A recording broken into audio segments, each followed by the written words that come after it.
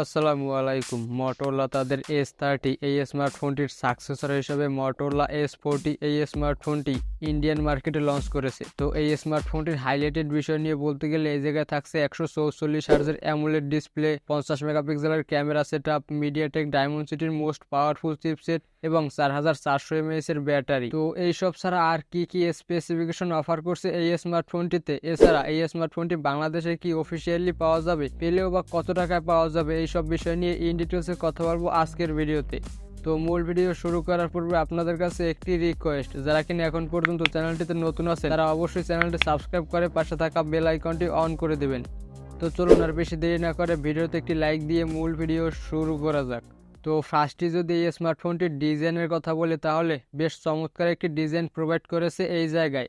ফোনটির ব্যাক প্যানেলে থাকছে গ্লাস, তার ঠিক উপরের দিকে থাকছে একটি বড় ক্যামেরা বাম্প, যার মধ্যে ব্যবহার করা হয়েছে ট্রিপল ক্যামেরা সেটআপ, আর সাথে থাকছে দুইটি ফ্ল্যাশ লাইট।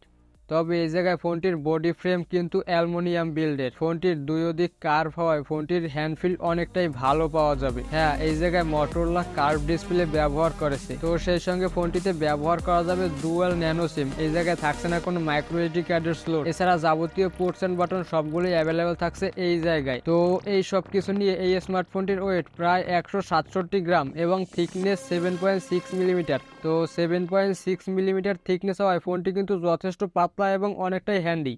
এছাড়াও ফোনটিতে থাকছে IP68 water and dust resistance, যার ফলে 1.5 মিটার পানির নিচে থাকতে পারবে সর্বোচ্চ 30 মিনিট পর্যন্ত। তো দাম বিবেচনা এই জায়গায় আমার কাছে ডিজাইন সেগমেন্টটি অনেকটাই ভালো মনে হয়েছে। আপনাদের কাছে কেমন মনে হয়েছে অবশ্যই কমেন্টে জানাতে পারেন। ফোনটিতে ডিসপ্লে হিসেবে থাকছে 6.55 ইঞ্চির একটি 144 হার্জের POLED ডিসপ্লে। POLED এই নামটি কি আপনার কাছে একটু নতুন মনে হচ্ছে? আমি ভেঙে বলছি, এই POLED ডিসপ্লেটা OLED ডিসপ্লের থেকেও বেশ ভালোই ভিভিড কালার দিতে পারে। এছাড়া আর তেমন কোনো অ্যাডভান্টেজ নেই এই POLED ডিসপ্লের।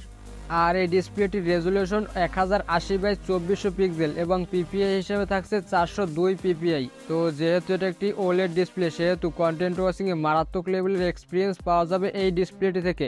আর কার্ভ ডিসপ্লে হওয়ায় অনেকের কাছেই ভালো লাগবে এই ডিসপ্লেটি। এই ডিসপ্লেটির স্ক্রিন টু বডি রেশিও 90.8%। তো এই জায়গায় চিন ও বেজেল একদম নাই বললেই চলে। এই ডিসপ্লেটির ফিচার্স হিসেবে থাকছে 1 বিলিয়ন কালার্স এর সাপোর্ট, HDR10+ এর সাপোর্ট এবং সর্বোচ্চ 1200 নিটস এর পিক ব্রাইটনেস। তো এই জায়গায় কিন্তু ব্যবহার করেছে 144 হার্জের হায়ার রিফ্রেশ রেট, যার ফলে সোশ্যাল মিডিয়া হ্যান্ডেল থেকে শুরু করে গেমিং ও মারাত্মক লেভেলের এক্সপিরিয়েন্স পাওয়া যাবে এই ডিসপ্লেটি থেকে। তো দাম বিবেচনায় বলতে গেলে এই ডিসপ্লেটি টপের কাতারেই থাকবে। ফোনটির ক্যামেরা সেটআপের কথা বলতে গেলে আপনারা তো নিশ্চয়ই জানেন Motorola ফোনের ক্যামেরা অ্যালগরিদম তেমন ভালো না। তারপরও ফোনটির ব্যাক প্যানেলে ব্যবহার করেছে ট্রিপল ক্যামেরা সেটআপ, যার মেইন সেন্সর হিসেবে থাকছে 50 মেগাপিক্সেলের ক্যামেরা, 13 মেগাপিক্সেলের একটি আল্ট্রা ওয়াইড সেন্সর এবং 2 মেগাপিক্সেলের একটি ডেপথ সেন্সর। তো ফোনটির মেইন ক্যামেরা দিয়ে ডে লাইটের পাশাপাশি লো লাইটেও বেশ ভালোই ফটোগ্রাফি করা যায়। তবে আহামরি লেভেলের কোনো ফটোগ্রাফি করা যাবে না এই ফোনটি দিয়ে। ফোনটির 13 মেগাপিক্সেলের আল্ট্রা ওয়াইড সেন্সরটি দিয়ে বেশ ভালোই ওয়াইড অ্যাঙ্গেলে ছবি তুলতে পারবেন, তবে ছবির শার্পনেস তেমন ভালো পাওয়া যাবে না।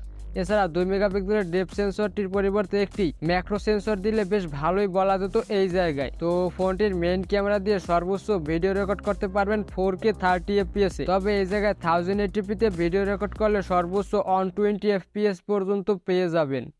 ফোনটির ফ্রন্টে থাকছে 32 মেগাপিক্সেলের একটি সেলফি ক্যামেরা, আর এই সেলফি ক্যামেরাটি দিয়েও ডে লাইটের পাশাপাশি লো লাইটে মারাত্মক লেভেলের সেলফি তোলা যায়।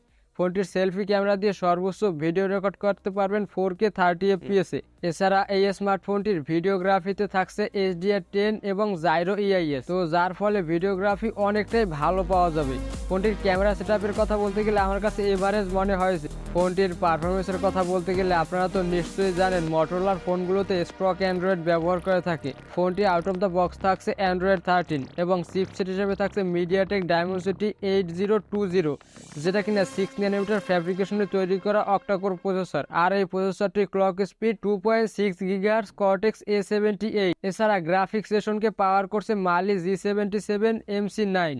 তো এই চিপসেটটি নতুন একটি চিপসেট। এই চিপসেটটির পারফরমেন্সের কথা বলতে গেলে ফ্রি ফায়ার, PUBG, অ্যাসফাল্ট 9 সহ কল অফ ডিউটির মতো গেম অনায়াসে প্লে করা যাবে। তবে জিনশিন ইম্প্যাক্টের মতো গেম প্লে করতে গেলে কিছুটা ল্যাগ ও ফ্রেম ড্রপের দেখা পাওয়া যেতে পারে এই স্মার্টফোনটিতে।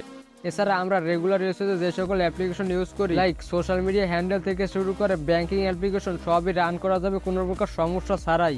তবে এই জায়গায় ফোনটির ইউজার এক্সপিরিয়েন্স অনেকটাই ভালো পাওয়া যাবে কজ এই জায়গায় ব্যবহার করেছে স্টক অ্যান্ড্রয়েড। আর আপনারা তো অবশ্যই জানেন স্টক অ্যান্ড্রয়েডের ফিলিংটাই অন্যরকমের। ফোনটি থাকছে দুইটি ভেরিয়েন্টে, 8GB র্যাম এবং 128GB স্টোরেজ, আর 8GB র্যাম এবং 256GB স্টোরেজ। ফোনটির বেস ভেরিয়েন্ট 8GB র্যাম এবং 128GB স্টোরেজ। এই ভেরিয়েন্টের দাম ইন্ডিয়ান মার্কেটে রাখা হয়েছে 29,999 রুপি। আর এই স্মার্টফোনটি বাংলাদেশে অ্যারাউন্ড 40 থেকে 45,000 টাকায় আনঅফিসিয়ালি পাওয়া যেতে পারে। আমার মনে হয় না যে এই স্মার্টফোনটি অফিসিয়ালি বাংলাদেশে আসবে। ফোনটির ব্যাটারির কথা বলতে গেলে ফোনটি যথেষ্ট পাতলা হওয়া সত্ত্বেও ফোনটিতে থাকছে 4400 mAh এর একটি ব্যাটারি। তো এই জায়গায় যদি 5000 mAh এর ব্যাটারিটা দিত তাহলে বেশ কমবে একটি প্যাকেজ হতো। তো যারা কিনা একদম বেসিক ইউজ করবেন তারা 1.5 দিনের কাছাকাছি ব্যাটারি ব্যাকআপ ইজিলি পেয়ে যাবেন এই স্মার্টফোনটি থেকে। আর যারা কিনা একদম হেভি ইউজ করবেন তাদের দিন শেষে একবার চার্জ দিতে হতে পারে এই স্মার্টফোনটি। ফোনটিতে থাকছে 68 ওয়াটের একটি ফাস্ট চার্জার, আর সাথে থাকছে 15 ওয়াটের ওয়্যারলেস চার্জিং এর সুবিধা। তো এই 68 ওয়াটের চার্জারটি দিয়ে ফোনটি ফুল চার্জ করতে অ্যারাউন্ড 30 থেকে 35 মিনিটের মতো সময় লাগতে পারে। ফোনটির কানেক্টিভিটির কথা বলতে গেলে ফোনটিতে 5G প্রায় 12টা ব্যান্ডের সাপোর্ট রয়েছে। এছাড়া wifi dual band, Bluetooth 5.2, GPS, NFC এবং ইউএসবি টাইপ সি পোর্ট এগুলো তো থাকছেই।